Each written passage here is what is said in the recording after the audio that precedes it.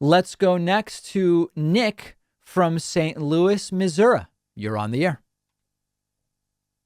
Hi, David. My question for you is, so with the 2022 midterms coming up, I just would think it'd be a no-brainer for Biden to take some sort of stance on decriminalizing marijuana on like the federal level. Yeah.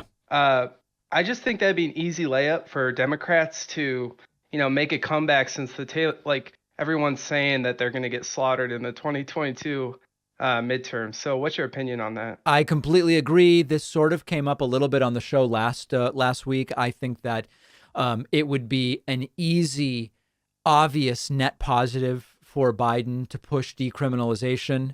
There are a couple different perspectives on how it could be done. Could it be done by executive order? Could it be done by simply directing the DEA to sort of make it happen? There are some who say he can't do it, although I've not found those legal arguments compelling as a layperson. But yeah, I completely agree.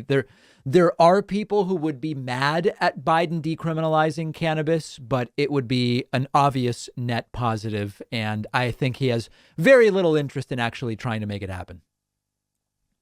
Do you think his reluctance to not try to make anything happen on that front is because of his own personal or religious beliefs No, when it I comes don't to think so. marijuana? I mean, it's sort of like with the student loan thing, right? Where people are saying, why isn't he forgiving student loan debt? Like, I never thought he cared about student loan debt. And I think at one point he said he would do 10 grand and people were saying 50. At no point did I believe he really cared about it. I don't think it's religious. I don't think it's personal. I think there's just certain issues he doesn't care about. And he sort of talked about them because he was running a campaign and people imposed these issues on him.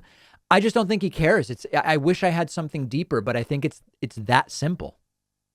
But I mean, going to student loans, but given that his wife is a teacher, Yeah, you would think that that would have some sort of impact in the priorities I of, agree. especially because it's so popular, those two issues on the left. Marijuana maybe more, everyone, but I don't see why no action or no even updates, even avoiding questions and briefings about those I issues. agree with you 100%. And, there's two sides on this. One is he's just being advised incorrectly.